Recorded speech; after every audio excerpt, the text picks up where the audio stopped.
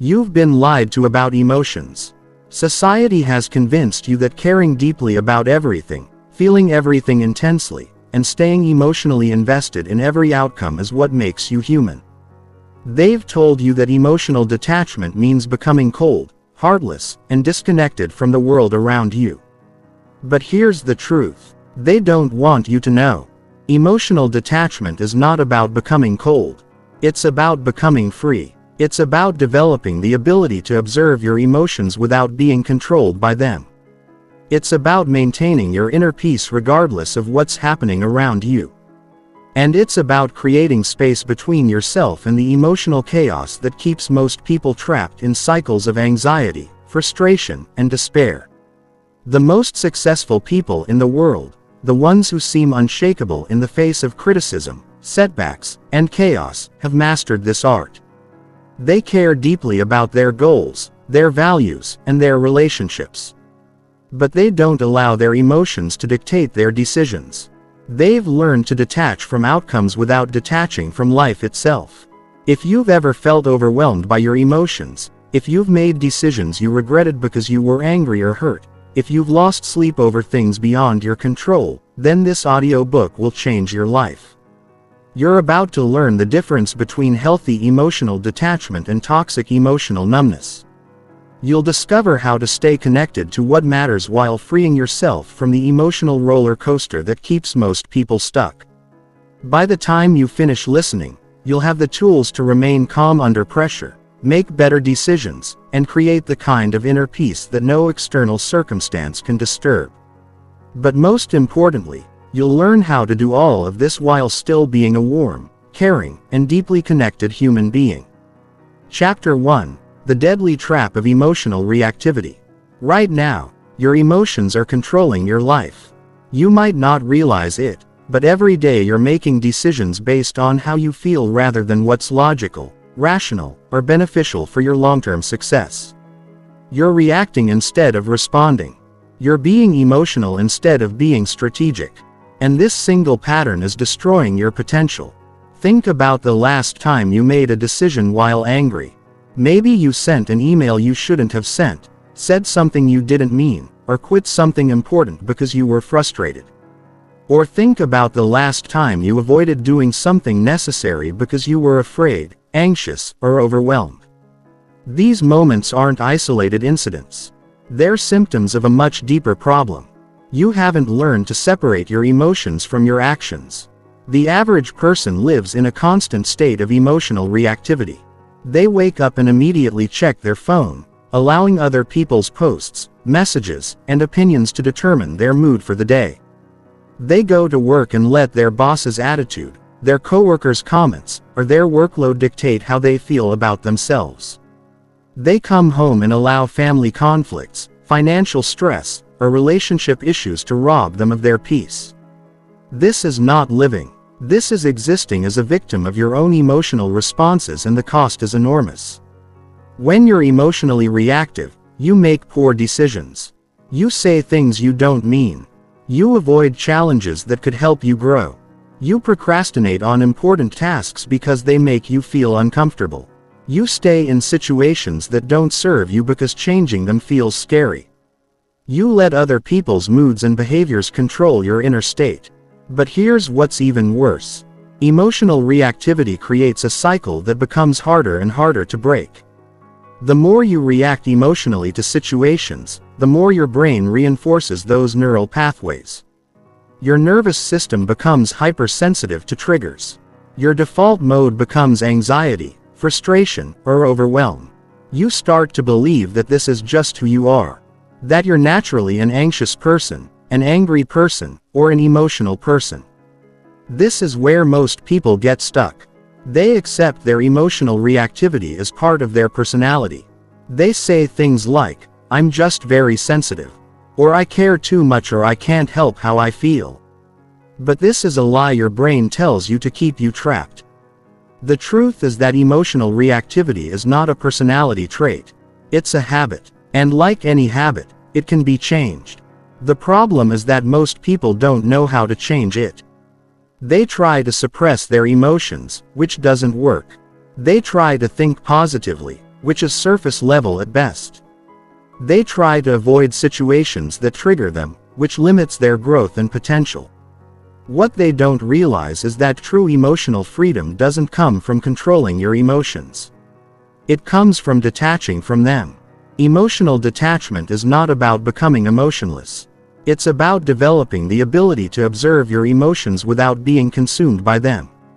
It's about creating space between the stimulus and your response. It's about choosing how you want to react rather than being forced into automatic patterns that don't serve you. When you master emotional detachment, everything changes. You stop taking things personally because you understand that other people's behavior is about them, not you. You stop making decisions based on temporary feelings because you can see beyond the immediate emotional reaction. You stop avoiding challenges because fear no longer has the power to paralyze you. You become the kind of person who stays calm in crisis, who makes rational decisions under pressure, and who maintains their inner peace regardless of external circumstances. But most people never develop this skill because they've been taught that detachment equals coldness. They think that if they stop feeling everything so intensely, they'll lose their humanity.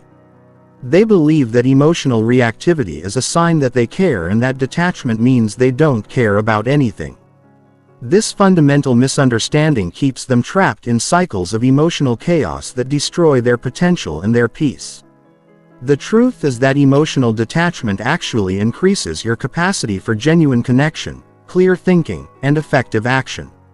When you're not controlled by your emotions, you can respond to situations from a place of wisdom rather than reactivity. You can be present with other people without absorbing their emotional state. You can make decisions based on your values and goals rather than your momentary feelings. This is not about becoming a robot. This is not about shutting down your heart or disconnecting from the world. This is about developing the emotional intelligence to know when your feelings are helpful and when they're harmful. It's about learning to use your emotions as information rather than letting them use you as their puppet. Every successful person you admire has mastered this skill to some degree. They've learned to detach from criticism without detaching from feedback. They've learned to detach from setbacks without detaching from their goals. They've learned to detach from other people's opinions without detaching from meaningful relationships. This is what separates high achievers from everyone else. They don't let their emotional reactions determine their actions.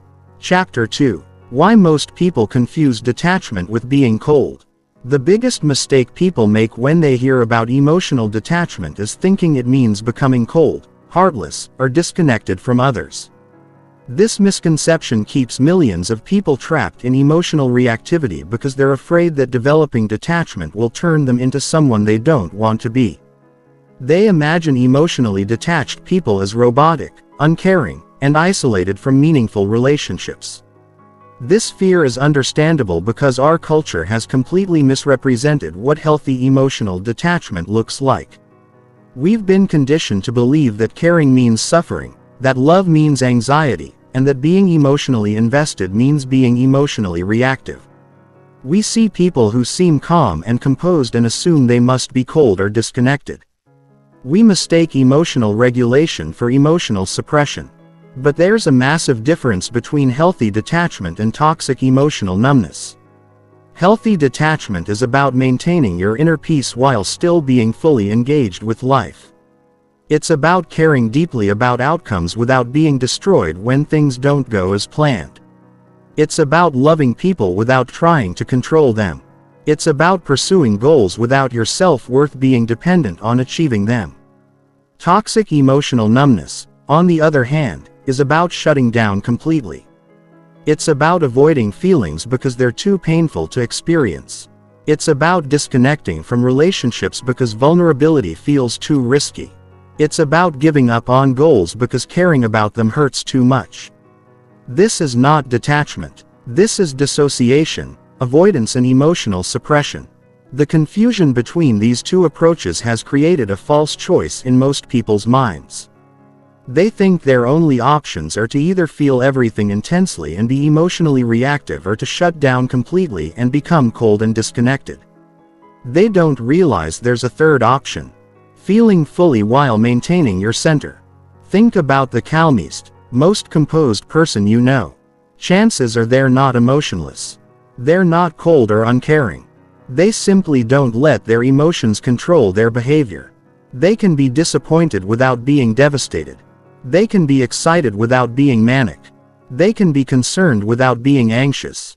They feel their emotions fully, but they don't let those emotions dictate their actions. This is what true emotional maturity looks like. It's not about having fewer feelings. It's about having a better relationship with the feelings you have. It's about developing the ability to experience emotions without being overwhelmed by them. It's about creating enough space between yourself and your emotional reactions that you can choose how to respond rather than being forced into automatic patterns. Most people never develop this skill because they've been taught that intense emotional reactions are normal and even admirable. They've been told that if you don't worry about something, you don't care about it. They've been conditioned to believe that anxiety is the same as concern, that anger is the same as passion, and that emotional intensity is the same as emotional depth. But this is backwards thinking. True emotional depth comes from being able to experience the full spectrum of human emotion without being controlled by any single feeling. It comes from having enough emotional intelligence to know which emotions are serving you and which ones are sabotaging you. It comes from developing the wisdom to know when to engage with your emotions and when to detach from them. Consider how much energy you waste on emotional reactions that don't serve you. How much time do you spend worrying about things beyond your control? How often do you replay conversations in your head, getting angry about something someone said? How frequently do you avoid taking action because you're afraid of how you might feel if things don't work out? All of this emotional reactivity is stealing your power and limiting your potential. When you learn healthy emotional detachment, you reclaim that energy. Instead of spending your mental and emotional resources on reactions you can't control, you invest them in actions that can actually improve your situation. Instead of being at the mercy of your emotional responses, you become the architect of your emotional experience. This doesn't make you cold or heartless. It makes you effective. It makes you resilient. It makes you the kind of person others can rely on because they know you won't fall apart when things get difficult. You become someone who can be fully present in relationships because you're not constantly managing your own emotional chaos. The people who seem coldest are usually those who are most afraid of their emotions. They've shut down not because they don't feel, but because they feel too much and haven't learned how to manage it. True emotional detachment actually requires tremendous emotional intelligence and self-awareness. You have to understand your emotions deeply in order to develop a healthy relationship with them. When you master this skill, you'll discover something remarkable. You can care more deeply about things that matter while caring less about things that don't. You can love people more fully because you're not trying to control their behavior. You can pursue goals more passionately because your self-worth isn't dependent on achieving them. You can experience setbacks without being destroyed by them because your identity isn't tied to your temporary circumstances. This is the paradox of emotional detachment. The less attached you are to specific outcomes, the more engaged you can be with the process. The less you need things to go your way, the more effective you become at making things go your way. The less you try to control your emotions, the more emotional freedom you experience. Chapter 3. The Neuroscience of Emotional Freedom. Your brain is not designed for the modern world. The emotional circuits that helped your ancestors survive in dangerous environments are now sabotaging your success in today's complex society. Understanding this neuroscience is crucial because you can't change what you don't understand. And most people are fighting their biology without realizing it. Deep in your brain, there's a small almond-shaped structure called the amygdala. This is your brain's alarm system, constantly scanning your environment for threats and triggering emotional responses designed to keep you alive. When your ancestors faced a predator, the amygdala would flood their system with stress hormones, preparing them to fight or flee. This response was perfect for immediate physical threats that required instant action. But your modern amygdala can't tell the difference between a saber-toothed tiger and a critical email from your boss. It responds to social rejection. The same way it responds to physical danger, it treats financial stress like a life or death emergency. It interprets uncertainty as an immediate threat to your survival. And every time it gets triggered, it hijacks your rational thinking and forces you into emotional reactivity. This is why you feel anxious about things that aren't actually dangerous. This is why you get angry about situations that don't require aggression. This is why you feel overwhelmed by challenges that are actually manageable. Your ancient brain is constantly misinterpreting modern situations and triggering inappropriate emotional responses. The problem gets worse when you understand how neural pathways work. Every time you react emotionally to a situation, you strengthen the neural pathway that created that reaction. Your brain literally rewires itself based on how you respond to events. If you consistently react to stress with anxiety, you're training your brain to be anxious. If you regularly respond to criticism with anger, you're programming yourself to be defensive. If you habitually avoid challenges because they make you uncomfortable, you're conditioning yourself to be avoidant. This is why emotional reactivity becomes a self-reinforcing cycle. The more you react, the more reactive you become. The more you worry, the more your brain looks for things to worry about. The more you take things personally, the more everything feels personal. You're literally sculpting your brain through your habitual responses. And most people are sculpting themselves into anxious, reactive, emotionally unstable versions of who they could be. But here's the good news. Neuroplasticity works both ways. Just as you can train your brain to be reactive, you can train it to be detached. Just as you can condition yourself to be anxious, you can condition yourself to be calm. Just as you can program yourself to take things personally, you can reprogram yourself to maintain perspective. The key is understanding how to work with your neurology rather than against it. When you practice emotional detachment, you're literally changing your brain structure. You're weakening the neural pathways that create automatic, reactive responses, and you're strengthening the pathways that create thoughtful, intentional responses. You're training your prefrontal cortex, the part of your brain responsible for rational thinking and emotional regulation, to override your amygdala's alarm signals. This process takes time because you're essentially reprogramming millions of years of evolutionary conditioning. Your brain wants to keep you safe, and it's been trained to interpret emotional intensity as a survival mechanism. But with consistent practice, you can teach your nervous system that calmness is actually safer than reactivity, that detachment is more effective than emotional investment, and that responding is more powerful than reacting. The key is creating space between stimulus and response. When something triggers an emotional reaction, there's a brief moment before your automatic response kicks in.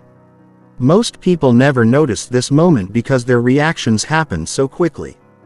But with practice, you can learn to recognize this gap and use it to choose your response rather than being forced into your conditioning. This is where mindfulness becomes crucial. Mindfulness is not just about meditation or spiritual practice. It's about developing the neurological capacity to observe your thoughts and emotions without being consumed by them. It's about training your brain to notice what's happening internally without automatically reacting to it. When you can observe your emotions as mental events rather than absolute truths, you gain the power to choose how to respond to them. Research has shown that people who practice mindfulness regularly have physically different brains than those who don't. Their amygdalas are less reactive. Their prefrontal cortex is more developed. And their neural pathways for emotional regulation are stronger. They've literally rewired their brains for emotional freedom. But mindfulness alone isn't enough. You also need to understand the role of your nervous system in emotional reactivity. Your autonomic nervous system has two main branches. The sympathetic system, which activates your fight or flight response, and the parasympathetic system, which activates your rest and digest response. Most emotionally reactive people live in a chronic state of sympathetic activation, which keeps them in a constant state of emotional arousal.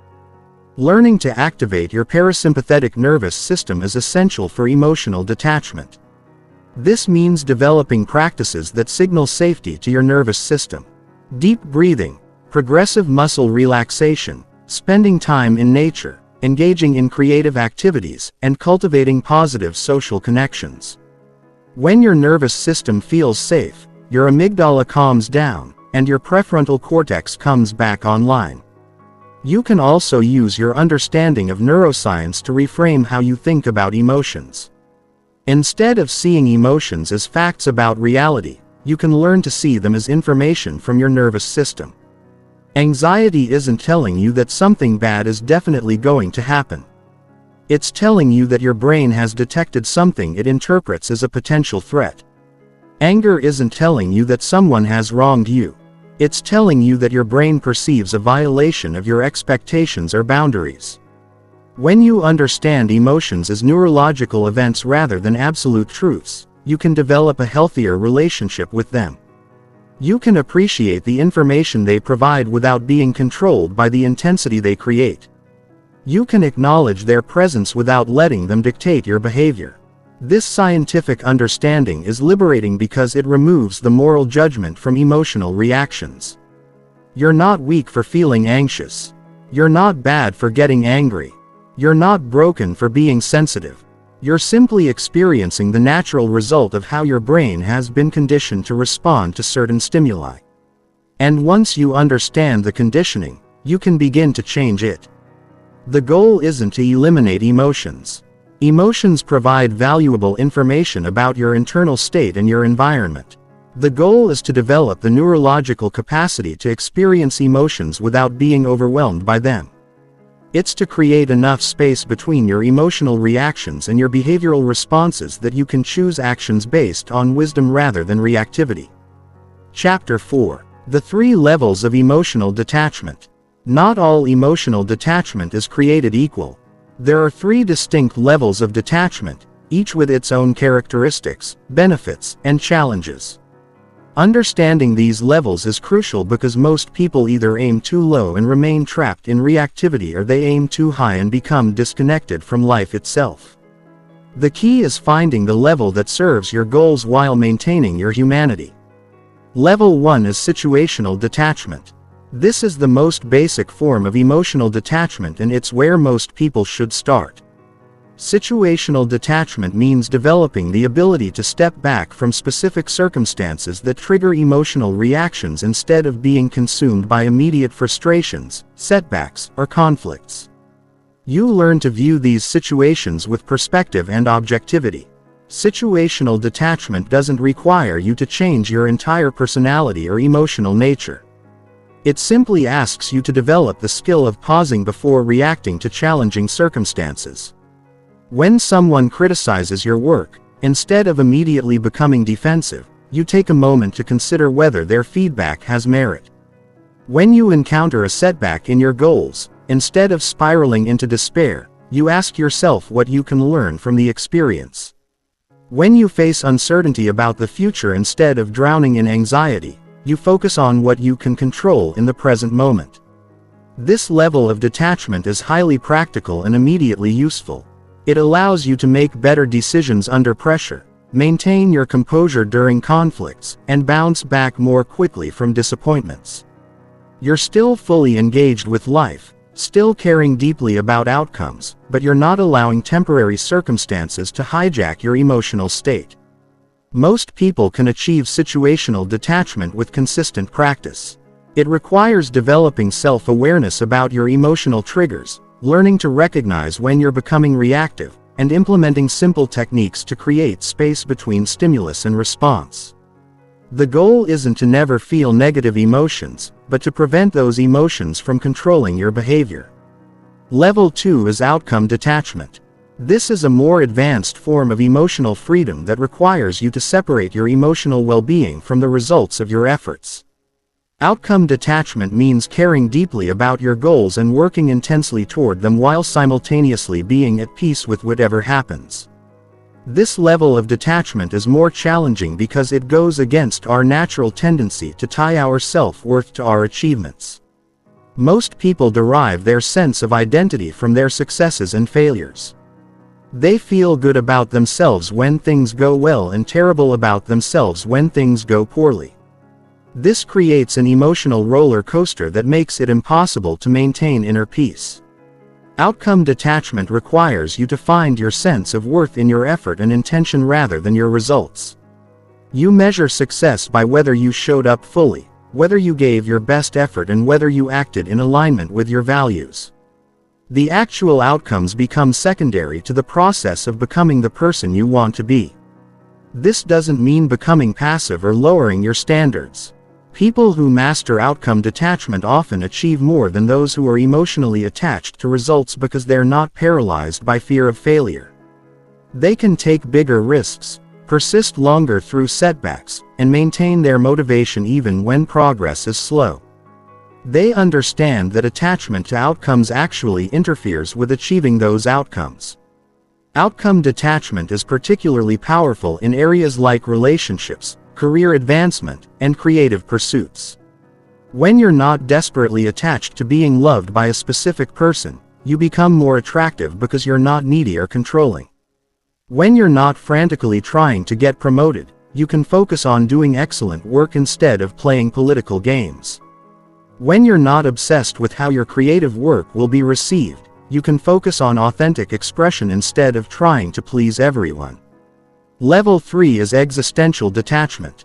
This is the deepest level of emotional freedom, and it's not appropriate or necessary for most people.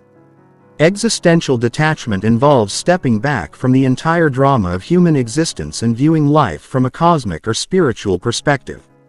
People who achieve this level often describe feeling like they're watching their life unfold rather than being completely immersed in it.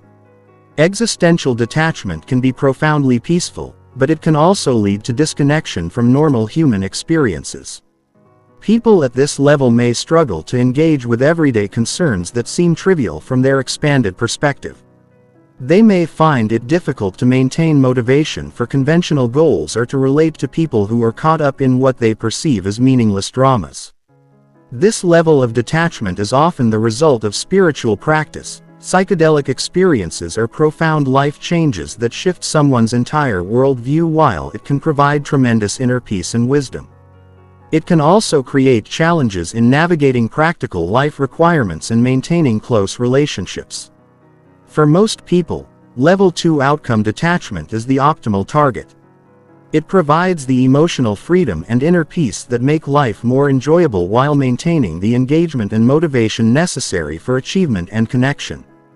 It allows you to play the game of life fully while remembering that it's ultimately just a game. The key is understanding that these levels are not necessarily permanent states. You might operate at different levels in different areas of your life or at different times.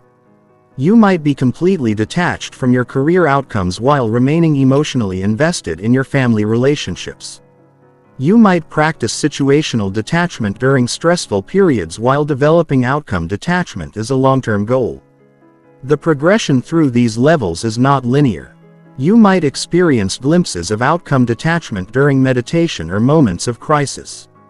Then return to working on situational detachment in your daily life. The important thing is to understand where you are and where you want to be. Then choose practices that support your development. What's crucial to remember is that higher levels of detachment are not automatically better. The goal is not to become as detached as possible, but to develop the appropriate level of detachment for your life circumstances and personal goals. Someone raising young children might need to maintain more emotional investment than someone in a contemplative phase of life. Someone building a business might need more outcome attachment than someone focused on spiritual development. The art is in knowing when to engage and when to detach, when to care deeply and when to let go, when to fight for what you want and when to accept what is. This flexibility, this ability to move fluidly between engagement and detachment as circumstances require, is the hallmark of true emotional intelligence. Chapter 5. Breaking free from other people's emotions. One of the biggest challenges to emotional detachment is learning to separate your emotional state from the emotional states of the people around you. If you're naturally empathetic or sensitive, You've probably spent your entire life unconsciously absorbing other people's feelings, moods, and energy. You walk into a room and immediately sense the tension. You have a conversation with an anxious person and leave feeling anxious yourself. You watch the news and feel personally affected by tragedies happening to strangers on the other side of the world. This emotional absorption is often mistaken for compassion, but it's actually a form of emotional codependence that serves no one. When you take on other people's emotions, you don't help them feel better. You just add your own suffering to theirs. You become less capable of providing genuine support because you're too busy managing your own emotional reactions. You lose your center, your clarity, and your ability to respond effectively to the situation. The truth is that you are not responsible for other people's emotions, and other people's emotions are not your responsibility. This doesn't mean you don't care about others or that you ignore their feelings. It means you recognize that everyone is having their own emotional experience, and trying to control or absorb those experiences is both impossible and harmful. Most people struggle with this concept because they've been conditioned to believe that love means taking on other people's pain. They think that if they don't worry about someone, they don't care about them. They believe that staying calm when others are upset means they're being callous or unsupportive. But this is backwards thinking that creates suffering for everyone involved. Consider how much more helpful you can be when you maintain your emotional equilibrium. When your friend is panicking about a problem, they don't need you to panic with them. They need you to stay calm so you can think clearly and offer practical support. When your family member is angry about something, they don't need you to get angry, too. They need you to remain grounded so you can listen without getting defensive and help them process their feelings. Your emotional stability becomes a gift you give to others.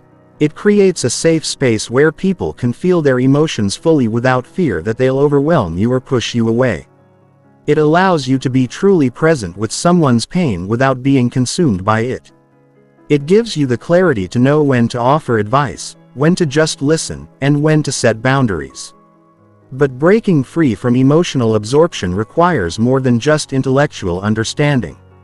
It requires developing practical skills for maintaining your energetic boundaries. You need to learn how to be empathetic without being a sponge, how to care without carrying, and how to support without sacrificing your own well-being. The first step is recognizing when you're absorbing emotions that aren't yours. Many sensitive people are so accustomed to taking on other people's feelings that they don't even realize they're doing it. You might think you're naturally anxious when in reality you're picking up anxiety from your environment. You might believe you're depressed when you're actually absorbing depression from family members or friends. You might assume you're angry about your own life. When you're unconsciously carrying anger that belongs to someone else, start paying attention to how your emotional state changes in different environments and around different people. Notice if you feel drained after spending time with certain individuals. Observe whether your mood shifts dramatically based on the emotional atmosphere of your workplace or home. Become aware of how media consumption affects your mental and emotional state. Once you start recognizing emotional absorption, you can begin to practice energetic boundaries. This means consciously choosing which emotions you allow into your system and which ones you observe without taking on. It means developing the ability to witness someone else's emotional experience without making it your own. One effective technique is emotional labeling. When you notice yourself feeling upset after interacting with someone, pause and ask yourself, is this feeling mine or am I picking it up from someone else? Often simply asking this question creates enough distance to break the automatic absorption pattern. If the emotion doesn't feel authentically yours, you can acknowledge its presence without claiming ownership of it. Another powerful practice is energetic hygiene. Just as you shower to clean your physical body, you need practices to cleanse your energetic body of emotions and energy that don't belong to you. This might involve meditation, spending time in nature, physical exercise, creative expression, or whatever helps you return to your natural emotional state. You can also use visualization techniques to strengthen your energetic boundaries. Imagine yourself surrounded by a protective bubble that allows love and positive energy to pass through while filtering out negative emotions that aren't yours. Visualize roots extending from your body into the earth, grounding you in your own energy and preventing you from floating away in someone else's emotional storm. Learning to set emotional boundaries is crucial for maintaining your detachment. This means being willing to step away from conversations that are becoming emotionally overwhelming. Limiting your exposure to chronically negative people and refusing to take responsibility for other people's emotional states. It means learning to say no to emotional manipulation and guilt trips. Many people resist setting these boundaries because they're afraid of seeming selfish or uncaring. But maintaining your emotional equilibrium actually makes you more caring, not less. When you're not constantly overwhelmed by other people's emotions, you have more energy to offer genuine support. When you're not trying to fix everyone's feelings, you can be truly present with their experience. When you're not taking things personally, you can respond with wisdom rather than reactivity. The goal is to develop what could be called loving detachment. This means caring deeply about people while refusing to carry their emotional burdens. It means offering support without taking responsibility for outcomes. It means being present with someone's pain without trying to eliminate it for them. This kind of detachment actually deepens your relationships because it removes the codependent dynamics that keep people stuck. When you stop trying to manage other people's emotions, you give them the space to develop their own emotional intelligence. When you stop absorbing their feelings, you model what healthy emotional boundaries look like. When you maintain your own center, you become someone others can rely on for stability and wisdom. Remember, your emotional state is your responsibility and it's also your power. Every time you allow someone else's emotions to control how you feel, you're giving away your power to choose your own experience. Every time you absorb emotions that don't belong to you, you're diluting your own emotional clarity. Every time you try to fix someone else's feelings, you're preventing them from developing their own emotional resilience. True compassion means allowing people to have their own emotional experiences while offering support from a place of strength rather than shared suffering. It means caring without carrying, loving without losing yourself, and supporting without sacrificing your own well-being. This is not selfishness. This is emotional intelligence, and it's the foundation of healthy relationships and genuine service to others. Chapter 6. The Art of Observing Without Reacting. The most powerful skill you can develop is the ability to observe your thoughts and emotions without immediately reacting to them. Most people are completely identified with their mental and emotional activity. When they have a thought, they believe it. When they feel an emotion, they become it. When something happens, they react automatically. This complete identification with their internal experience is what keeps them trapped in cycles of reactivity and suffering. But you are not your thoughts. You are not your emotions. You are the awareness that observes them. This distinction is not philosophical theory. It's practical psychology that can transform your life. When you learn to step back and observe your internal experience rather than being consumed by it, you gain the power to choose your responses instead of being forced into automatic reactions. Think about it this way. Right now, you're aware that you're listening to these words, but you're also aware of other things happening simultaneously. You might notice sounds in your environment, physical sensations in your body, or thoughts commenting on what you're hearing. This awareness that notices all these different experiences is constant and unchanging. Even though the things it observes are constantly shifting, this observing awareness is your true self. Everything else, your thoughts, emotions, sensations, and experiences are temporary events happening within this awareness. When you identify with the temporary events, you get caught up in their drama. When you identify with the observing awareness, you gain perspective and freedom. Developing this observer perspective requires practice because your brain has been conditioned to immediately react to whatever arises in your experience. You've been trained to believe that every thought is important, every emotion is meaningful, and every sensation requires attention. But this is not true. Most of your thoughts are repetitive mental chatter. Most of your emotions are conditioned responses to familiar triggers. Most of your sensations are just information about your current state. The key is learning to notice what's happening in your mind without getting pulled into the content. When you feel angry, instead of immediately justifying why you should be angry or trying to eliminate the anger, you simply notice there is anger present. When you have an anxious thought, instead of believing the thought or fighting with it, you observe there is an anxious thought arising. When you feel disappointed, instead of wallowing in the disappointment or pushing it away, you acknowledge there is disappointment here. This simple shift in language creates profound change in your relationship with your experience. Instead of saying I am angry, you say there is anger. Instead of saying I am anxious, you say there is anxiety. Instead of saying I am sad, you say there is sadness. This subtle change in perspective creates space between you and your emotional reactions, giving you room to choose how to respond. The practice of observing without reacting is like developing a muscle. At first, it feels awkward and unnatural. Your conditioned patterns will pull you back into identification with whatever you're experiencing. You'll catch yourself getting lost in thoughts, carried away by emotions, or reacting automatically to triggers. This is normal and expected. The goal is not to never get caught up in your experience, but to catch yourself more quickly and return to the observer perspective more easily. Start with simple observations throughout your day. Notice when you're thinking without getting involved in the content of your thoughts. Observe when emotions arise without immediately judging them as good or bad. Pay attention to physical sensations without automatically trying to change them. Practice watching your reactions to external events without being consumed by those reactions. One powerful technique is to narrate your experience as if you were a neutral scientist studying your own mind. I notice tension in my shoulders. I observe thoughts about tomorrow's meeting. I see frustration arising about this traffic. I feel excitement about this opportunity. This narration helps you maintain the observer perspective instead of becoming completely identified with whatever you're experiencing.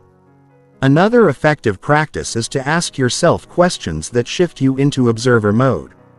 What am I thinking right now? What am I feeling in this moment? What sensations are present in my body? What story am I telling myself about this situation? These questions activate your observing awareness and create distance from whatever you're experiencing. The observer perspective is particularly powerful during emotional triggers. When someone says something that normally would make you angry, instead of immediately defending yourself or attacking them, you can observe there is anger arising. There is a desire to defend. There is tension in my chest. This observation creates enough space for you to choose a response instead of being forced into a reaction. Over time, this practice fundamentally changes your relationship with your inner experience. You begin to see thoughts as mental events rather than absolute truths. You start to experience emotions as temporary visitors rather than permanent residents.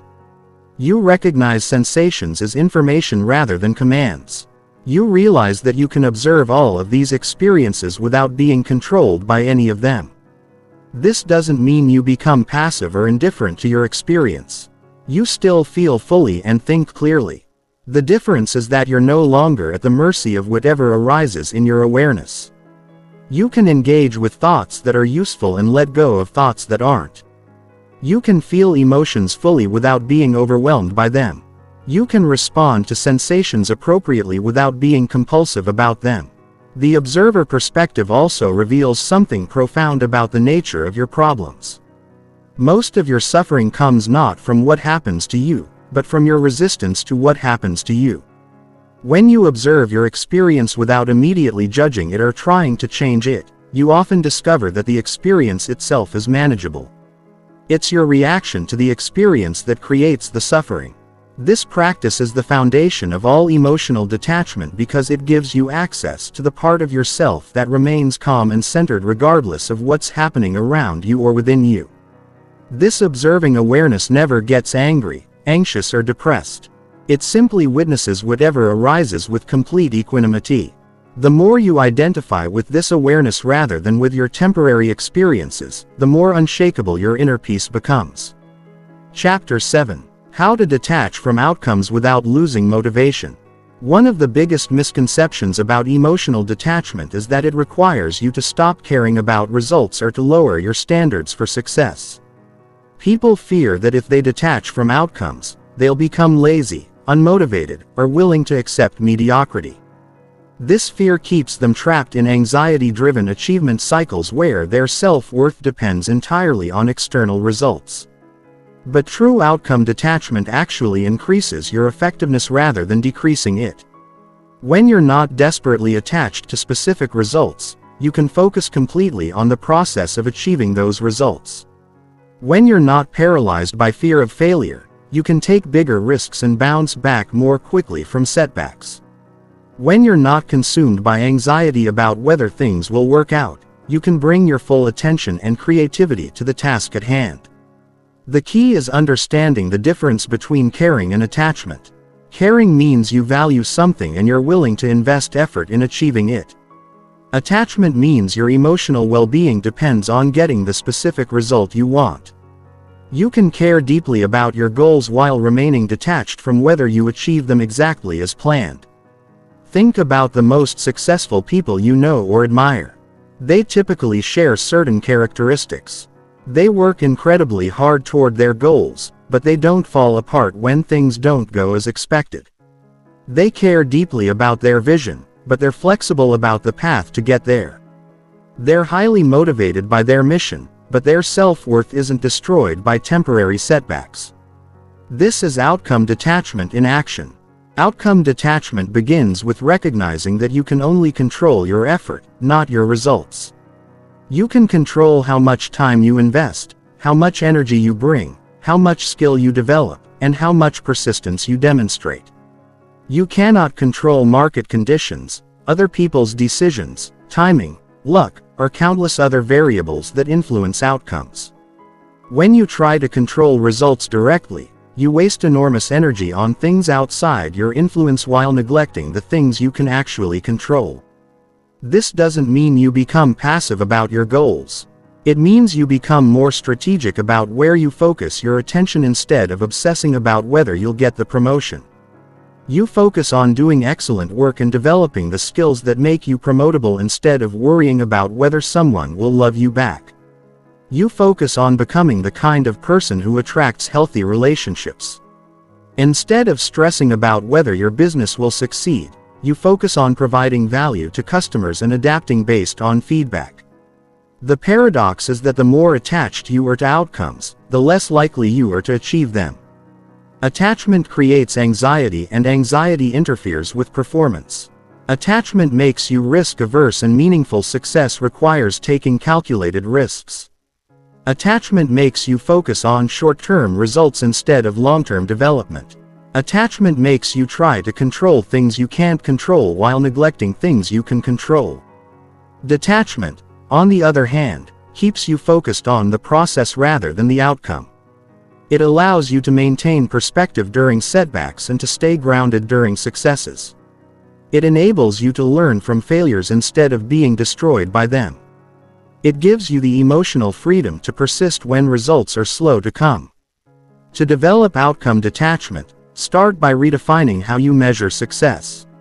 Instead of measuring success only by external results, include process-based metrics in your evaluation. Ask yourself, did I give my best effort? Did I act in alignment with my values? Did I learn something valuable from this experience? Did I grow as a person through this challenge? These process-based measures give you ways to feel successful even when external results don't match your expectations. Another powerful practice is to regularly remind yourself of what you can and cannot control. Make two lists. One of factors you can influence in pursuing your goal and another of factors completely outside your control. Whenever you catch yourself worrying about or trying to manipulate factors from the second list, redirect your attention to the first list. This mental discipline keeps you focused on productive action rather than wasteful anxiety. You can also use visualization to practice outcome detachment. Imagine yourself working toward your goal with complete dedication and passion, but also imagine various outcomes.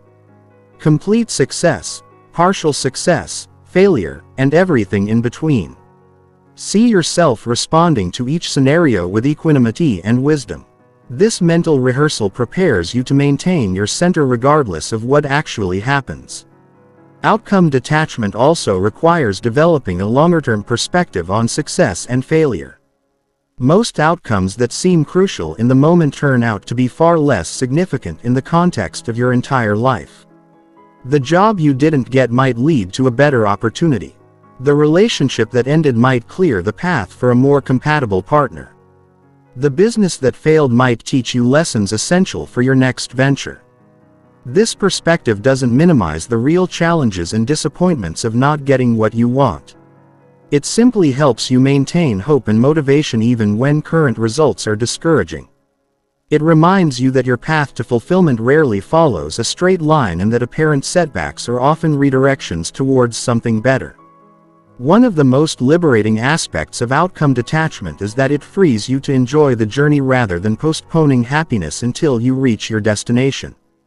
When you're attached to outcomes, you tell yourself you'll be happy when you get the promotion, find the relationship, make the money, or achieve the recognition. This conditional happiness ensures that you spend most of your life waiting to feel good about yourself and your circumstances. Outcome detachment allows you to find satisfaction in the process of growth, learning, and contribution. You can enjoy the challenge of developing new skills, the excitement of creative problem solving, and the satisfaction of giving your best effort. Your happiness becomes independent of external circumstances, which makes you more resilient and more attractive to opportunities. Remember that outcome detachment is not about lowering your standards or accepting mediocrity. It's about raising your standards for how you show up in the process while releasing your grip on specific results. It's about committing fully to your vision while remaining flexible about the path to achieve it. It's about caring deeply while holding lightly. This balance between caring and detachment is what allows truly successful people to maintain their motivation through inevitable setbacks and to stay humble through inevitable successes. They understand that results are important feedback about the effectiveness of their actions, but they don't let those results determine their self-worth or their commitment to their mission. Chapter 8. Mastering Emotional Triggers and Hot Buttons. Everyone has emotional triggers. Those specific situations, words, or behaviors that instantly activate intense emotional reactions. Maybe it's being criticized, feeling excluded, being told you're wrong, or having your competence questioned. These triggers bypass your rational mind and send you straight into reactive mode, often causing you to say or do things you later regret. Understanding and mastering your emotional triggers is essential for developing true emotional detachment. Your triggers are not random. They're typically connected to your deepest fears, insecurities, and unhealed wounds. They represent areas where you're still unconsciously seeking validation, approval, or recognition from others. When someone or something activates these vulnerable spots, your nervous system interprets it as a threat to your identity or self-worth, triggering an automatic defensive response. The first step in mastering your triggers is identifying them with brutal honesty. What situations consistently make you lose your emotional equilibrium? What types of comments send you into defensive mode? What behaviors from others make you feel angry, hurt, or anxious?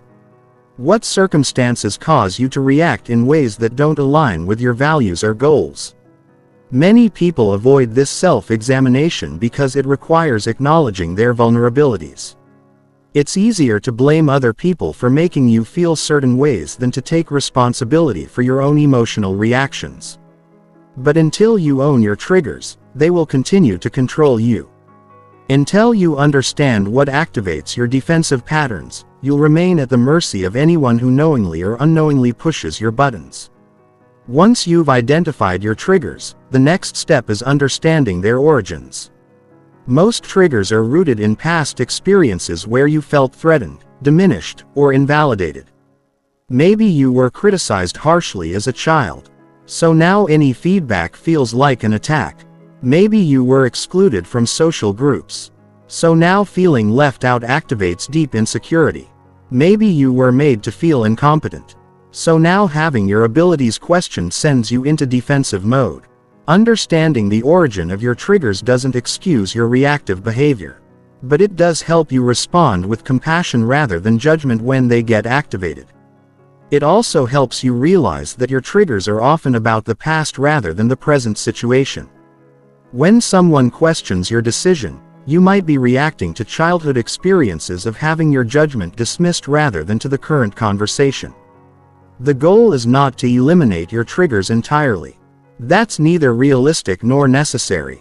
The goal is to increase the gap between trigger and reaction, giving yourself time to choose a response rather than being forced into an automatic pattern. This requires developing the ability to notice when you're being triggered before you react, which takes practice and self-awareness. Physical awareness is crucial for recognizing triggers early. Your body often signals that you're being triggered before your mind recognizes it. You might notice your jaw clenching, your shoulders tensing, your breathing becoming shallow, or your stomach tightening. These physical signals are your early warning system, alerting you that your nervous system is activating a defensive response. When you notice these physical signals, you can use them as cues to pause and create space before reacting. Take a few deep breaths to activate your parasympathetic nervous system. Count to 10 to give your rational mind time to come back online. Excuse yourself from the conversation if you need more time to process what's happening. The key is to buy yourself time to choose your response instead of being hijacked by your automatic reactions. You can also use reframing techniques to diffuse your triggers. When someone criticizes your work, instead of immediately interpreting it as an attack on your competence, you can reframe it as information about how to improve or as insight into their perspective. When someone seems to exclude you from something, instead of assuming it's personal rejection, you can consider other possible explanations for their behavior. This reframing is not about making excuses for poor behavior or denying real problems. It's about giving yourself options for how to interpret situations instead of being locked into trigger-based interpretations. When you have multiple ways to understand what's happening, you're less likely to react from your most wounded and defensive parts. Another powerful strategy is to prepare responses in advance for your most common triggers. If you know that being interrupted makes you angry, you can plan calm ways to address it. I'd like to finish my thought before hearing your perspective. If you know that being questioned about your decisions makes you defensive, you can prepare responses that invite dialogue. That's an interesting point. Let me explain my reasoning and hear your thoughts. Having prepared responses prevents you from scrambling for words when you're triggered, which often leads to saying things you don't mean or responding in ways that escalate conflict.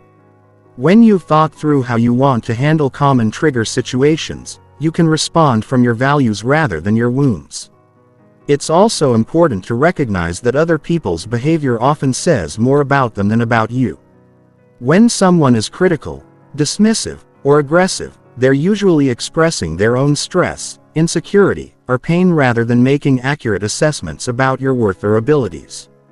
This understanding doesn't excuse inappropriate behavior, but it does help you avoid taking things personally. One of the most liberating realizations is that you don't need other people to behave differently for you to feel good about yourself. Your emotional well-being doesn't depend on receiving approval, validation, or recognition from others. When you stop needing other people to treat you a certain way in order for you to feel okay, their behavior loses its power to trigger you. This shift from external validation to internal validation is fundamental to emotional detachment. It means developing your own standards for measuring your worth that don't depend on other people's opinions or behaviors. It means learning to validate yourself when others don't, to encourage yourself when others criticize, and to maintain confidence in your abilities regardless of external feedback. The ultimate goal is to reach a place where you can observe your triggers arising without being controlled by them. You notice the familiar physical sensations, the predictable thoughts, and the automatic emotional responses.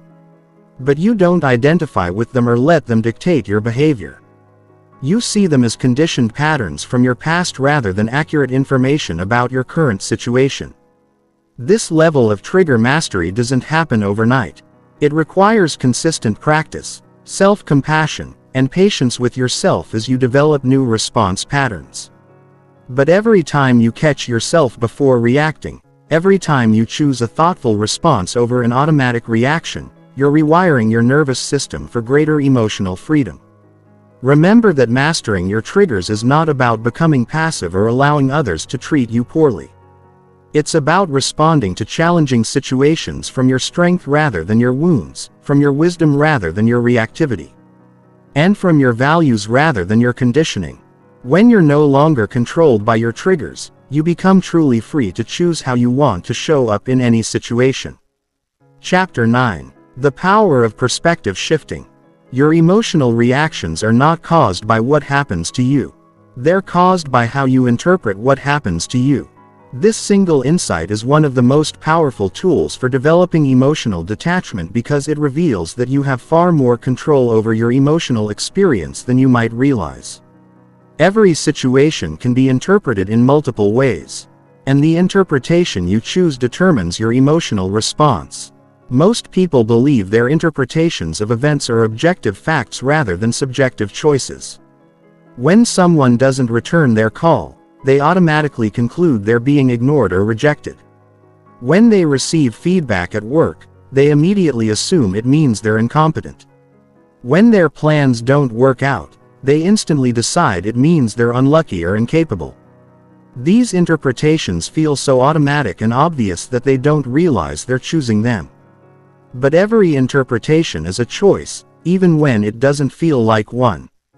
The person who didn't return your call might be dealing with an emergency, might have technical problems, or might be processing your message carefully before responding.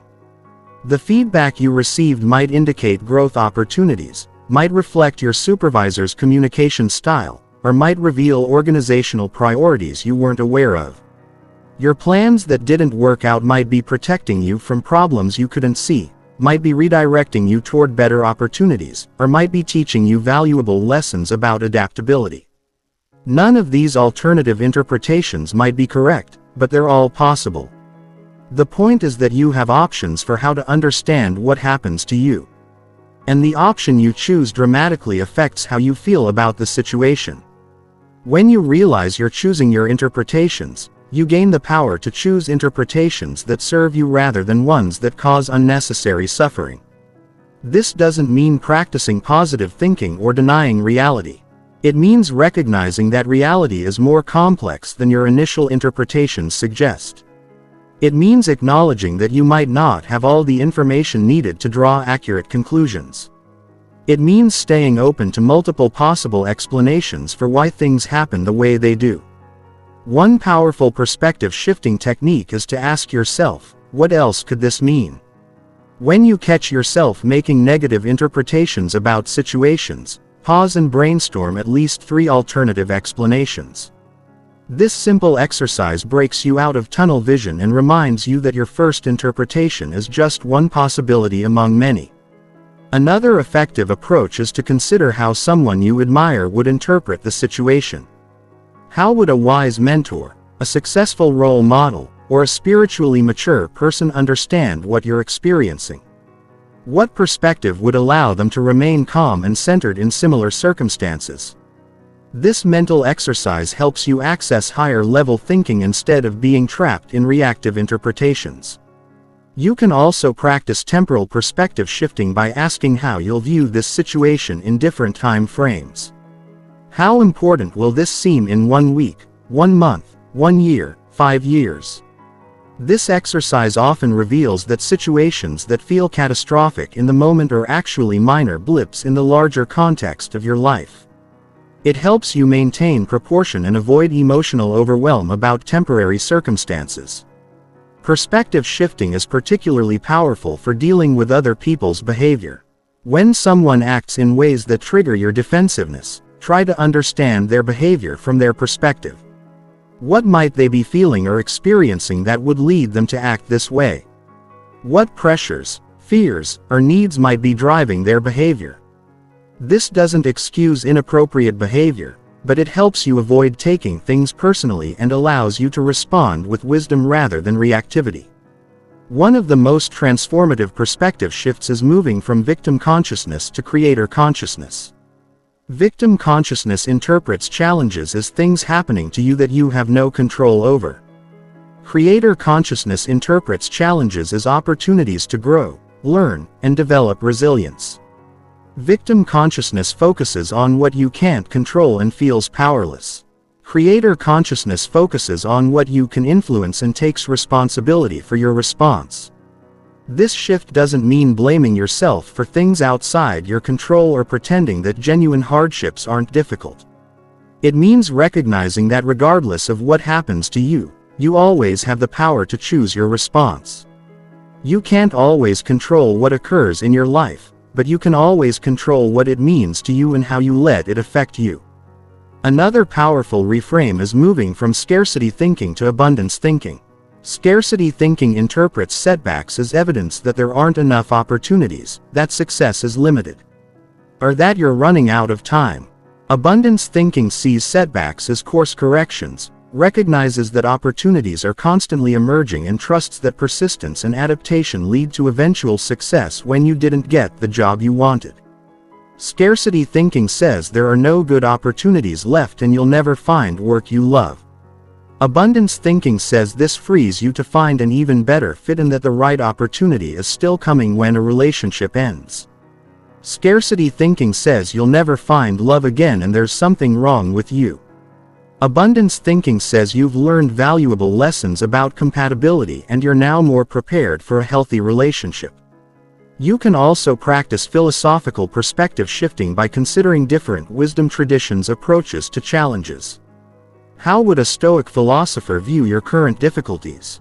They might see them as opportunities to practice virtue and build character. How would a Buddhist approach your suffering? They might view it as an inevitable part of human existence that can lead to greater compassion and understanding. How would someone with deep faith interpret your struggles?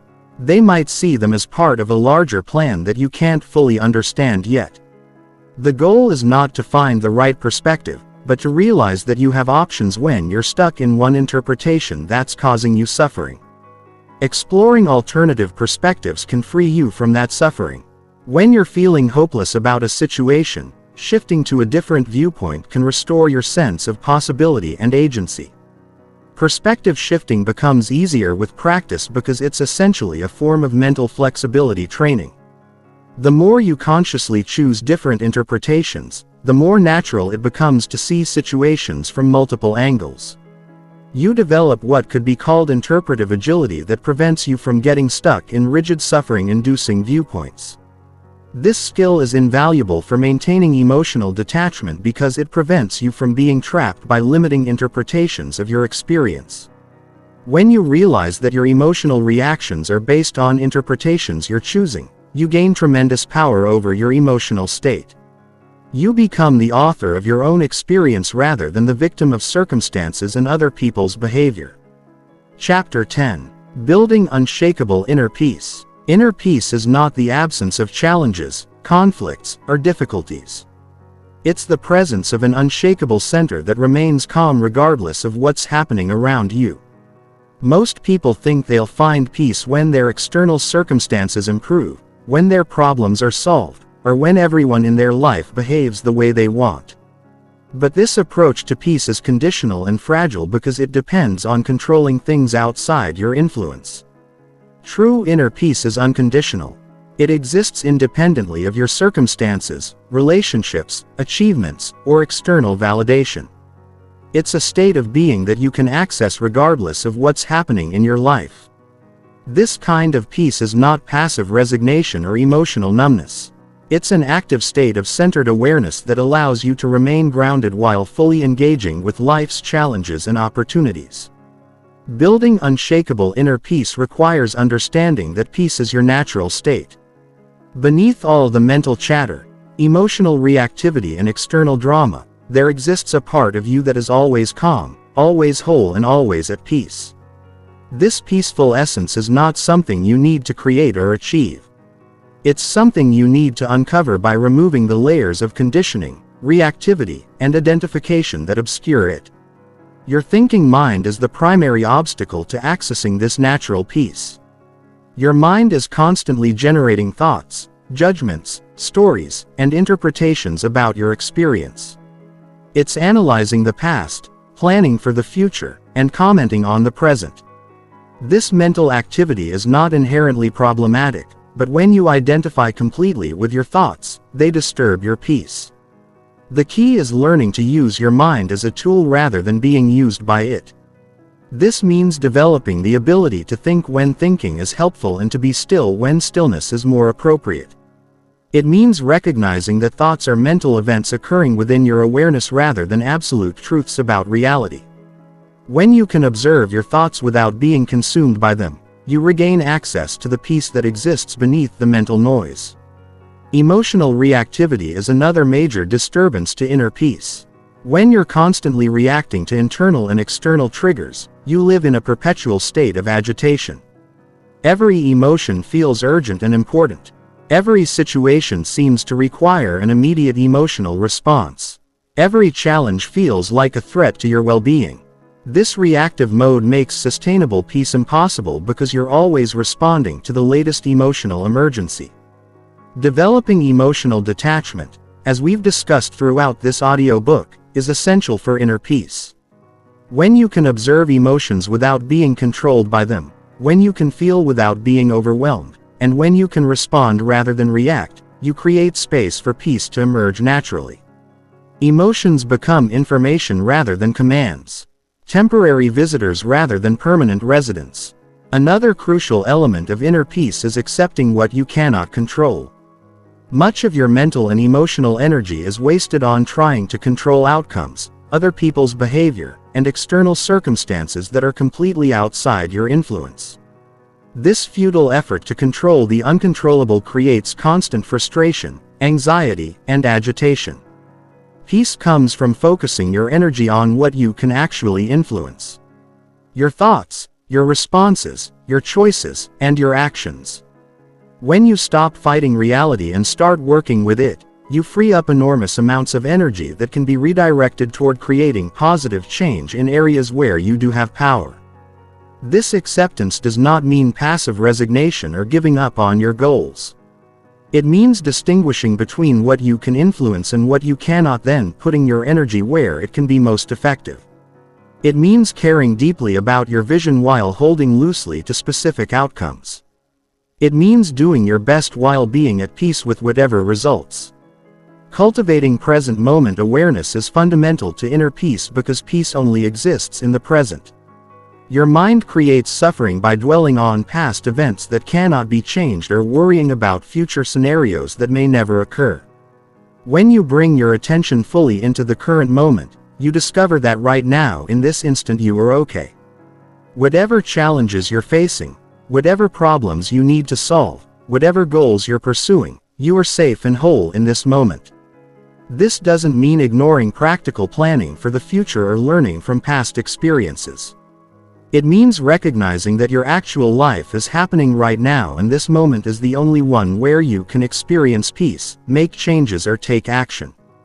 The more time you spend fully present, the more peace becomes your default state rather than an occasional experience. Developing a larger perspective on your life also contributes to unshakable peace. When you can see your current challenges in the context of your entire life journey, they become less overwhelming. When you can view your problems in the context of human history and the vastness of existence, they become more manageable. This cosmic perspective doesn't minimize real difficulties, but it helps you maintain equilibrium and hope during difficult periods. You can cultivate this perspective through practices like meditation, spending time in nature, studying philosophy or spirituality, or simply taking time to reflect on the larger patterns and purposes in your life. These practices connect you to something greater than your immediate concerns and remind you that your worth and peace don't depend on solving every problem or achieving every goal.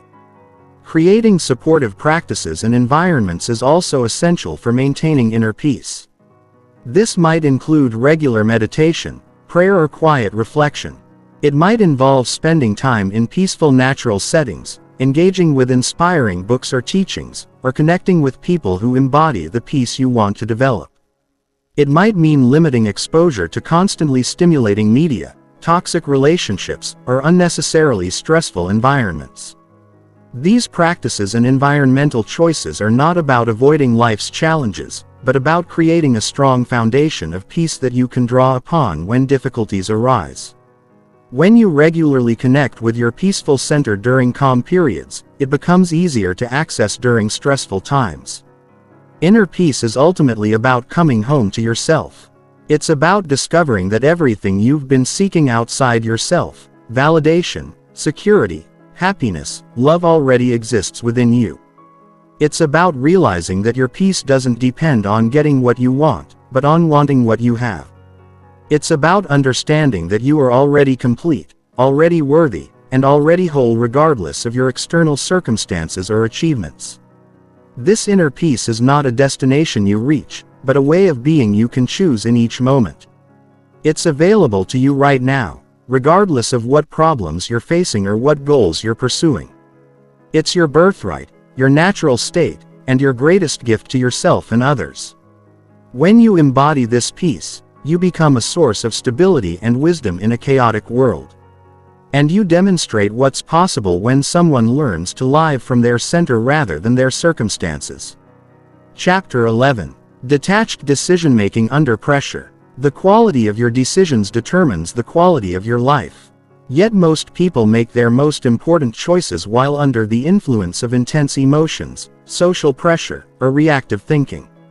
They choose careers based on what will impress others, enter relationships driven by loneliness or desperation, make financial decisions motivated by fear or greed, and leave opportunities unexplored because of anxiety about failure. Emotional detachment transforms your decision-making process by creating space between the decision and the emotions surrounding it. When you can step back from the emotional charge of a situation, you gain access to clarity, wisdom, and strategic thinking that's impossible when you're caught up in reactive patterns. You can evaluate options based on their actual merits rather than how they make you feel in the moment. The biggest mistake people make is believing they need to feel good about a decision in order to make it. This emotional requirement keeps them trapped in their comfort zones, avoiding necessary changes because those changes feel uncomfortable or scary. But the best decisions often feel challenging initially because they require you to grow beyond your current limitations. Emotional detachment allows you to choose growth over comfort, long-term benefit over short-term ease. When facing important decisions under pressure, your first step is to recognize when emotions are clouding your judgment. Notice when you feel desperate for a particular outcome, when you're afraid of a specific consequence, or when you're trying to prove something to yourself or others. These emotional charges are signals that you need to step back and create space before choosing. Take time to separate the facts of the situation from your emotional interpretations of those facts. What actually happened versus what you think it means? What are the objective options available versus how you feel about those options? What information do you have versus what assumptions you're making? This separation helps you see the situation more clearly and identify decision criteria based on reality rather than reactivity. Consider the long-term consequences of each option, not just the immediate emotional payoff. The choice that feels best right now might create problems later, while the choice that feels difficult might lead to better outcomes. Ask yourself how you'll feel about each option in 1 year, 5 years, or 10 years. This temporal perspective helps you make decisions based on your actual values and goals rather than temporary emotional states.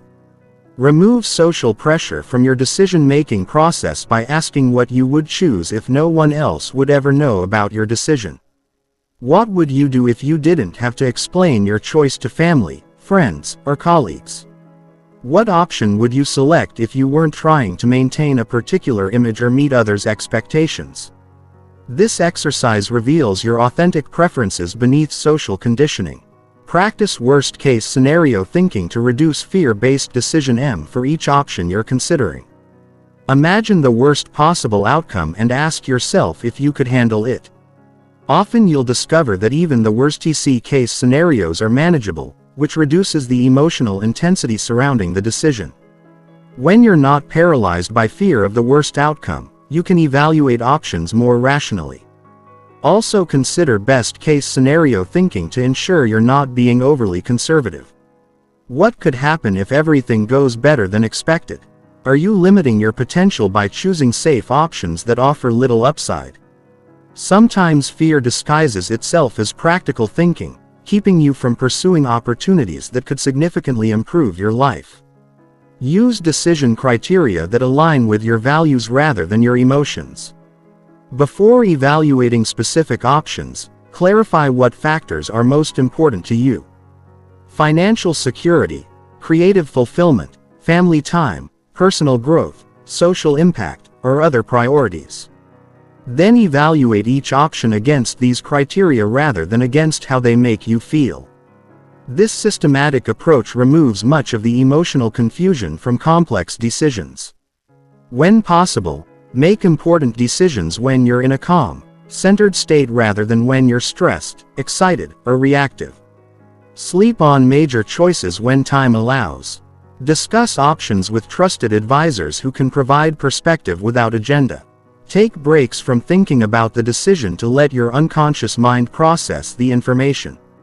These practices help you access your wisdom rather than your reactivity.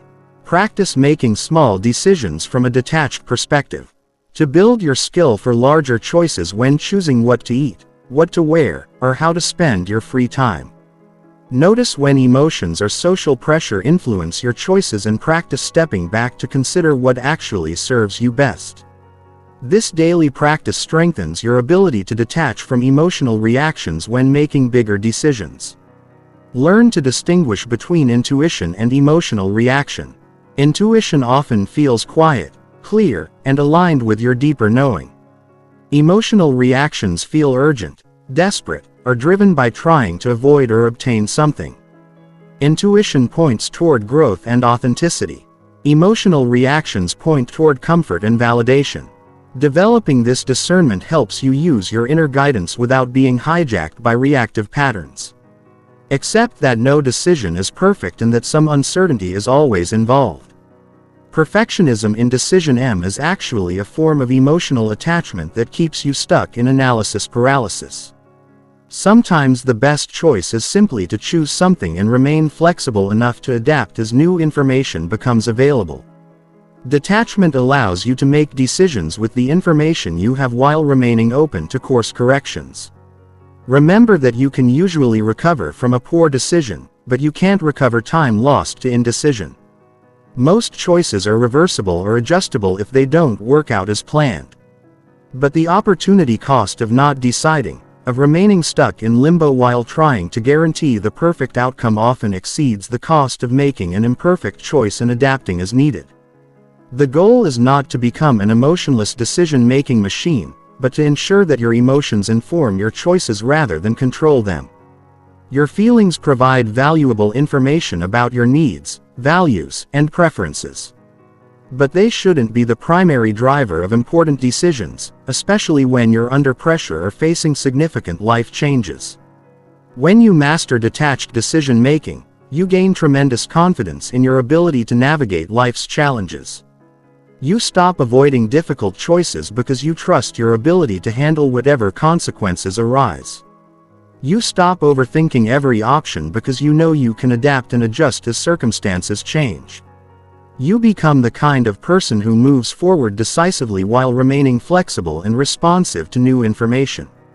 Chapter 12. Maintaining warmth while staying detached. The greatest fear people have about emotional detachment is that they'll become cold, distant, or disconnected from others. They imagine that developing detachment will turn them into someone who doesn't care, doesn't feel, or doesn't engage meaningfully with life and relationships. This fear keeps many people trapped in emotional reactivity because they believe the only alternative to being overwhelmed by emotions is to shut down completely.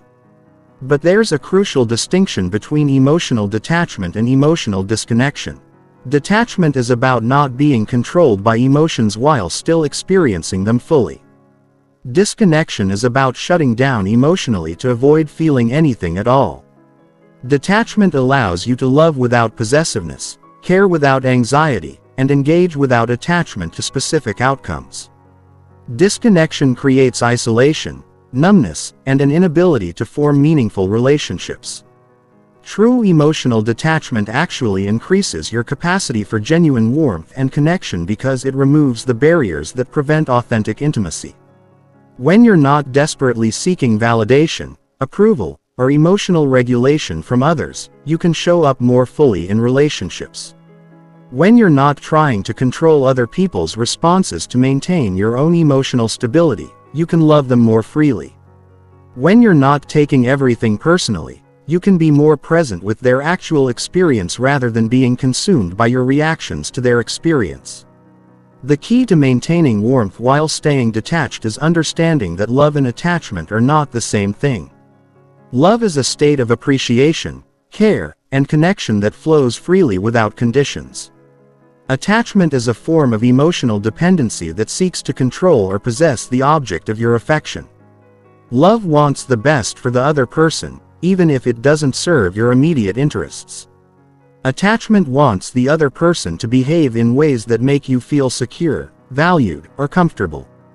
You can love someone deeply while being detached from whether they love you back. You can care about someone's well-being while being detached from their choices. You can enjoy someone's company while being detached from whether they always want to spend time with you. This detached love is actually more genuine because it's not conditional on receiving something in return. Practice expressing care through presence rather than through emotional intensity. Many people mistake emotional reactivity for caring.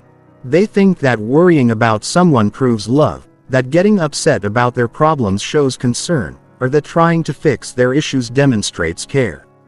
But true presence, the ability to be fully with someone without trying to change them or absorb their emotional state, is often more helpful and certainly more sustainable when someone you care about is struggling.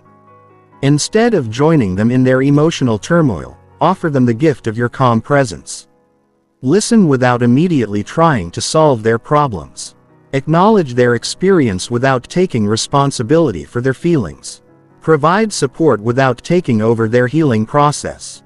This kind of presence requires emotional detachment because it asks you to care without carrying, to empathize without absorbing, and to help without controlling. Develop the ability to hold space for other people's emotions without making those emotions about you. When someone is angry, you don't need to defend yourself immediately or take their anger personally. When someone is sad, you don't need to cheer them up or absorb their sadness. When someone is excited, you don't need to match their energy level to prove you care. You can simply acknowledge their emotional experience and respond appropriately without losing your own center. This emotional independence actually makes you more attractive in relationships because people can sense that you're with them by choice rather than neediness. They don't have to manage your emotions in order to maintain the relationship.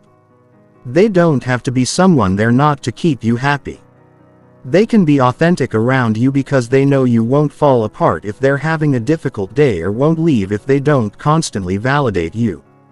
Express appreciation and affection without expecting specific responses. Tell people you love them because you want to express that truth, not because you need to hear it back. Compliment others because you genuinely appreciate something about them, not because you want compliments in return. Offer help because you want to contribute, not because you need to feel needed. This unconditional expression of care is possible when you're detached from outcomes and secure in your own emotional state. Set boundaries with love rather than anger or resentment. When you need to say no to someone, decline a request, or address problematic behavior, you can do so from a place of caring rather than reactivity. Boundaries set with detachment are firm but kind, clear but not cruel. They protect your well-being without punishing the other person for having needs or desires that you can't meet. Remember that maintaining your emotional equilibrium is actually a service to others. When you remain calm during crisis, stable during chaos, and centered during conflict, you provide an anchor point that others can use to find their own stability. Your detached presence becomes a gift that helps others access their own inner peace and wisdom. Practice unconditional positive regard, the ability to maintain respect and caring for someone regardless of their behavior. This doesn't mean accepting abuse or enabling destructive patterns. It means recognizing the inherent worth of people while addressing problematic behaviors directly. You can disapprove of someone's actions while still caring about their well-being. You can set firm boundaries while maintaining compassion for their struggles. Cultivate curiosity rather than judgment. When people behave in ways that trigger you, instead of immediately labeling their behavior as wrong or making it about yourself, get curious about what might be driving their actions. What needs are they trying to meet? What fears might be motivating them? What pain might be underneath their difficult behavior? This curious stance allows you to respond with wisdom and compassion rather than reactivity and defensiveness. The goal is to become someone who can remain warm, caring, and engaged while maintaining your emotional autonomy. You can love freely because you don't need love desperately. You can give generously because you're not keeping score. You can be vulnerable because you're not dependent on others for your sense of worth. You can invest in relationships because you enjoy them, not because you need them to feel complete. This balance between warmth and detachment makes you a more trustworthy friend, partner, colleague, and family member. People can count on you to remain stable during their difficulties, honest about your own needs and limitations, and present for genuine connection without hidden agendas or emotional manipulation. Chapter 13. Advanced Techniques for Emotional Mastery. Once you've developed basic emotional detachment skills, there are advanced techniques that can deepen your mastery and help you maintain equanimity in even the most challenging circumstances. These practices require consistent application and often involve working with subtle aspects of your psychology that aren't immediately obvious. But mastering them can provide you with unshakable inner stability and the ability to remain centered regardless of what life presents. The first advanced technique is learning to work with emotional energy rather than emotional content. Most people get caught up in the stories their emotions tell them. They analyze why they're angry, what their anxiety means, or how to interpret their sadness. But emotions are fundamentally energetic phenomena that can be worked with directly without getting involved in their narrative content. When you feel a strong emotion arising, instead of immediately trying to understand it or justify it, focus on its energetic qualities. Where do you feel it in your body? What does the sensation feel like? Heat, cold, pressure, tingling, tightness, how big is it? Is it moving or static? Is it dense or light? By relating to emotions as energy rather than stories, you can often allow them to move through your system more quickly without getting stuck in the mental drama they create. Another powerful technique is learning to breathe with your emotions rather than against them. Most people unconsciously hold their breath or breathe shallowly when experiencing difficult emotions, which actually intensifies the emotional experience and makes it last longer. Instead, practice breathing deeply and smoothly when emotions arise, sending your breath directly into the areas where you feel emotional energy. This conscious breathing doesn't try to eliminate the emotion or force it to change. It simply provides space for the emotion to exist without resistance. Often when you stop fighting your emotional experience and start breathing with it, emotions naturally begin to shift and flow. Rather than staying stuck in your system, develop the ability to zoom out from your immediate emotional experience and view it from different perspectives. When you're caught in emotional reactivity, practice shifting to what could be called the observer of the observer. First, notice that you're having an emotional experience. Then, notice that you're aware of having this emotional experience. Then, notice that you're aware of being aware. This progressive stepping back can create profound distance from even intense emotional states. You can also practice temporal zooming by imagining yourself 5 years in the future looking back at your current emotional experience. How would your future self advise you to handle this situation? What would seem important from that perspective? What would seem trivial? This technique helps you access wisdom and perspective that's often unavailable when you're in the middle of emotional reactivity. Learn to work with the pre-emotional space, the moment before an emotion fully forms. With practice, you can become aware of the subtle shift in your internal state that happens just before an emotional reaction kicks in. In this pre-emotional space, you have maximum choice about how to respond. You can allow the emotion to form and express naturally, or you can consciously choose a different response altogether. This requires developing very subtle awareness of your internal states and usually becomes possible only after you've been practicing emotional detachment for some time. But once you can catch emotions in this preformation stage, you gain tremendous freedom to choose your responses based on wisdom rather than conditioning. Practice emotional Aikido, the art of redirecting emotional energy rather than resisting it or being overwhelmed by it. When someone directs anger, criticism, or negativity toward you, instead of defending against it or absorbing it, practice letting it flow past you while maintaining your center. Imagine yourself as a tree in a windstorm, bending with the force while remaining rooted in your own stability. This technique works with your own difficult emotions as well. Instead of fighting against anger, anxiety, or sadness, practice moving with the emotion while maintaining your observational awareness. This Aikido approach often allows emotions to pass through your system more quickly and with less residual impact. Develop what could be called emotional proprioception, the ability to sense your emotional state with the same clarity that you can sense your physical position. Just as you know where your arm is without looking at it, you can learn to know your emotional state without having to analyze it. This subtle awareness allows you to make micro-adjustments to your emotional equilibrium throughout the day, preventing small disturbances from becoming major reactions. Learn to use your emotional reactions as information about your unconscious beliefs and conditioning. Every emotional trigger reveals something about your inner landscape that you may not be consciously aware of. Instead of just trying to manage or eliminate emotional reactions, use them as data about areas where you might still be unconsciously seeking validation, approval, or control. Ask yourself, what belief would need to be true for this emotion to make sense? If you're feeling anxious about a presentation, what belief about evaluation, performance, or your worth would create that anxiety? If you're feeling angry about someone's behavior, what expectation or rule about how people should act is being violated? This investigation can reveal hidden attachments and beliefs that you can then work with directly. Practice emotional fasting by deliberately exposing yourself to minor triggers while maintaining detachment. Just as physical fasting can increase your appreciation for food and your awareness of hunger patterns, emotional fasting can increase your resilience and your understanding of your emotional patterns. Start with small challenges and gradually work with more significant triggers as your capacity develops. Master the art of emotional timing by learning when to engage with emotions and when to detach from them. Sometimes the most skillful response is to feel an emotion fully and let it inform your actions. Sometimes the wisest choice is to observe the emotion without being influenced by it. Developing discernment about which approach serves each situation is an advanced skill that requires experience and wisdom.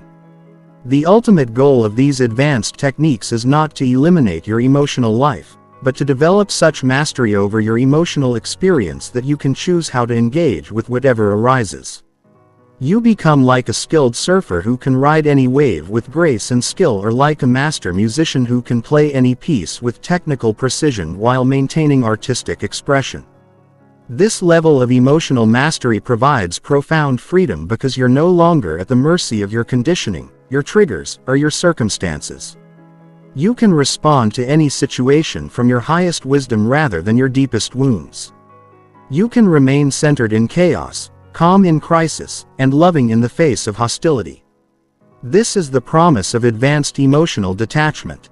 Not a life without emotions, but a life where emotions serve your highest good rather than controlling your experience. Chapter 14. Integrating detachment into daily life. The real test of emotional detachment is not how well you can practice it during meditation or quiet reflection, but how effectively you can apply it during the chaos and demands of daily life. Most people find it relatively easy to feel detached and peaceful when they're alone in a calm environment, but struggle to maintain that equilibrium when dealing with difficult people, unexpected challenges, or high-pressure situations. Integrating detachment into daily life requires developing what could be called applied wisdom. The ability to remember and implement these principles when you're stressed, triggered, or overwhelmed. This integration happens gradually as you create systems, practices, and reminders that support your commitment to emotional freedom even when life gets complicated. Start your day with intention setting rather than immediate reaction. Most people wake up and immediately check their phone, exposing themselves to other people's agendas, problems, and emotional energy before they've even fully awakened. This reactive start to the day sets you up for hours of emotional reactivity. Instead, take even 5 minutes when you wake up to center yourself. Remind yourself of your commitment to emotional detachment and set intentions for how you want to show up during the day. Create transition rituals between different parts of your day. When moving from home to work, from one meeting to another, or from work back to personal time, take a moment to consciously shift your energy and recommit to your detachment practice. This might involve taking 3 deep breaths, briefly meditating, or simply reminding yourself that you have the power to choose your responses regardless of what you encounter. Practice micro-detachments throughout the day. You don't need extended meditation sessions to apply these principles. When you feel yourself getting triggered by an email, take a breath before responding. When someone makes a comment that normally would upset you, pause and observe your reaction before choosing your response. When you catch yourself worrying about something outside your control, redirect your attention to what you can actually influence. Use everyday activities as mindfulness practice. Instead of operating on autopilot during routine tasks, use them as opportunities to practice presence and detachment. When washing dishes, focus completely on the experience without mental commentary. When walking, pay attention to your body and breath rather than getting lost in thought. When eating, taste your food fully instead of eating while distracted. These simple practices strengthen your ability to stay present and centered throughout the day.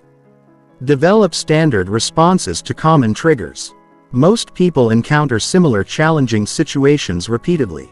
Whether it's dealing with criticism at work, managing family conflicts, or handling disappointment when things don't go as planned instead of being caught off guard each time. Prepare thoughtful responses in advance that align with your commitment to detachment. For example, when someone criticizes your work, instead of immediately defending yourself, you might say, "Thank you for the feedback. Let me consider what you've said." When someone tries to engage you in gossip or complaining, you might respond, "I can see you're frustrated. What do you think might help?" When facing disappointment, you might remind yourself, "This is information, not a judgment about my worth." Set boundaries around your emotional energy, just as you would set boundaries around your time or money. This means being selective about which emotional dramas you engage with, limiting exposure to unnecessarily negative media or people, and protecting time for practices that support your emotional well-being. You have finite emotional resources and learning to invest them wisely is crucial for maintaining detachment. Practice emotional budgeting by allocating your emotional energy intentionally rather than letting it be drained by whatever demands your attention. Decide in advance which situations deserve your full emotional investment and which ones you'll handle with detached professionalism. This conscious allocation helps prevent emotional exhaustion and ensures you have energy available for what truly matters. Create environmental supports for your detachment practice. This might mean keeping books or quotes visible that remind you of these principles, setting phone reminders to check in with your emotional state, or surrounding yourself with objects that help you remember your commitment to inner peace. Your environment should support your highest intentions rather than undermining them. Develop accountability systems that help you maintain your practice when motivation wanes. This could involve working with a mentor or coach who understands these principles, joining a group of people committed to emotional growth, or simply checking in with yourself regularly about how well you're applying what you've learned. Without accountability, it's easy to slip back into old reactive patterns when life gets stressful. Learn to use challenges as practice opportunities rather than seeing them as problems to avoid. Every difficult situation is a chance to apply your detachment skills in real-world conditions. Instead of dreading conflicts, criticism or setbacks, start viewing them as training exercises that help you build emotional resilience and mastery. Practice stealth detachment by applying these principles without announcing them to others. You don't need to explain to everyone that you're practicing emotional detachment. Simply embody the principles quietly and let your increased calm, clarity, and wisdom speak for themselves. This prevents you from getting caught up in defending or explaining your approach and allows you to focus on consistent application. Remember that integration is a gradual process that requires patience with yourself. You won't immediately apply these principles perfectly in every situation. There will be times when you react automatically, get caught up in emotional drama, or forget everything you've learned. This is normal and expected. The goal is not perfection, but consistent improvement over time. Track your progress by noticing how you handle similar situations differently over time. You might not notice day-to-day improvements. But if you compare how you respond to criticism now versus 6 months ago or how you handle stress now versus a year ago, you'll likely see significant growth. This recognition helps maintain motivation and confirms that your practice is creating real change. The key to successful integration is making detachment a way of life rather than just a technique you use occasionally. When emotional freedom becomes your default mode of operation rather than something you have to remember to practice, you've successfully integrated these principles into your daily existence. At that point, detachment becomes as natural as breathing, supporting you automatically through whatever life presents. Chapter 15. Your new life of emotional freedom. You now possess the knowledge and tools to live a completely different kind of life than most people experience. You understand how to observe your emotions without being controlled by them, how to detach from outcomes without losing motivation, how to maintain your center regardless of external circumstances, and how to respond to challenges from wisdom rather than reactivity. This is not theoretical knowledge. This is practical power that can transform every aspect of your existence. But knowledge alone is not enough. The information you've learned becomes transformation only when you consistently apply it in your actual life circumstances. The difference between people who remain trapped in emotional reactivity and those who achieve genuine freedom is not in what they know but in what they practice. Your new life begins the moment you commit to implementing these principles, regardless of how you feel about doing so. The first thing you'll notice as you develop emotional detachment is how much energy you've been wasting on things outside your control. All the hours spent worrying about outcomes you can't influence. All the mental energy consumed by other people's opinions. All the emotional resources drained by taking things personally. This energy becomes available for creative and productive purposes. You'll feel like you've gained extra hours in your day because you're no longer spending time being upset about things that don't actually require your emotional involvement. Your relationships will transform in ways you might not expect. Some people will be drawn to your new sense of calm and centeredness. They'll appreciate your ability to remain stable during their difficulties and your capacity to love without neediness or control. These relationships will deepen because they're based on genuine connection rather than emotional dependency or manipulation. However, some relationships may become strained as you change. People who were used to controlling you through emotional drama may resist your new boundaries. Those who relied on you to absorb their emotional chaos may be uncomfortable with your refusal to carry their burdens. Some may accuse you of being cold or uncaring when you stop reacting to their triggers or refuse to join them in worry and complaint. This relationship sorting is actually healthy even when it's painful. As you develop emotional detachment, you naturally attract and maintain relationships with people who appreciate authenticity, growth, and emotional maturity. You release relationships that were based on drama, codependence, or mutual reactivity. The connections you keep become more genuine and satisfying because they're built on respect and appreciation rather than need and manipulation. Your decision-making will become dramatically more effective because you'll choose based on logic, values, and long-term benefit rather than temporary emotional reactions. You'll take calculated risks that move you toward your goals instead of avoiding opportunities because they feel scary. You'll end situations that don't serve you instead of staying trapped because change feels uncomfortable. You'll pursue what you actually want instead of what you think will make others approve of you. This improved decision-making accelerates your success in every area because you're no longer sabotaging yourself through emotional reactivity. You stop making career choices based on what will impress people rather than what aligns with your strengths and interests.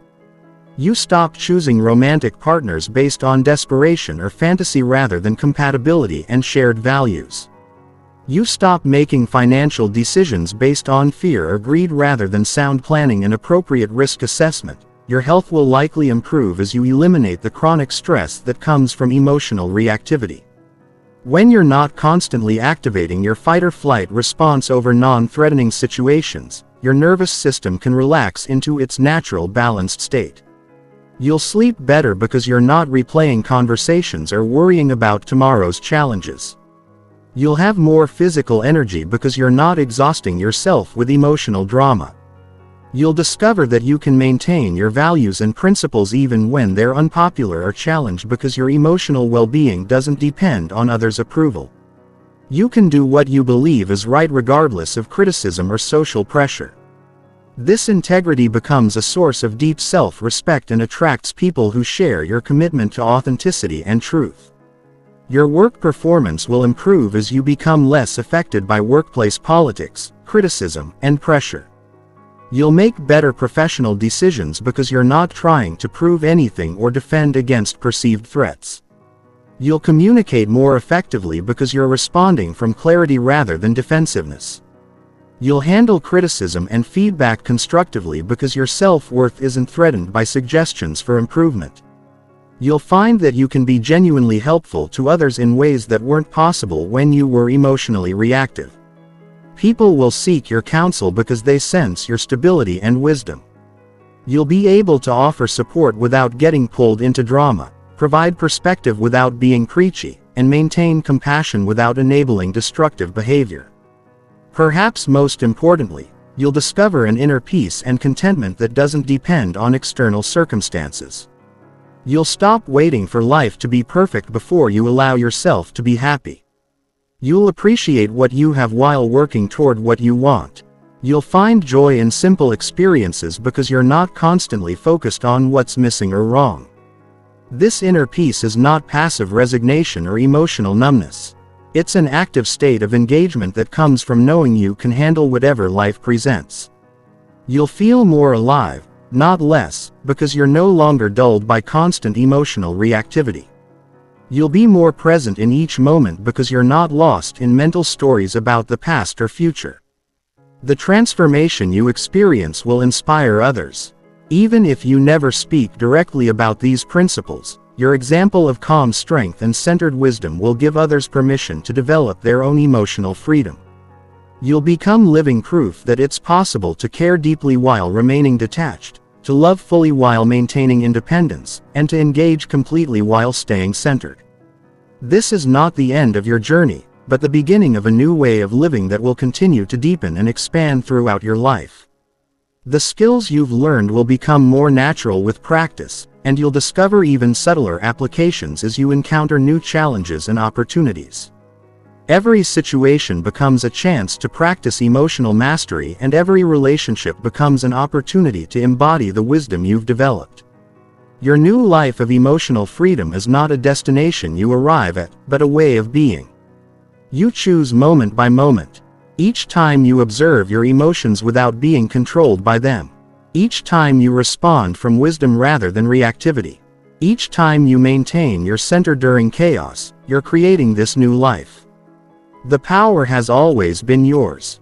Now you know how to use it. The world needs people who embody this emotional mastery. In a society increasingly driven by reactivity, drama, and emotional manipulation, your example of centered wisdom becomes a gift to everyone you encounter.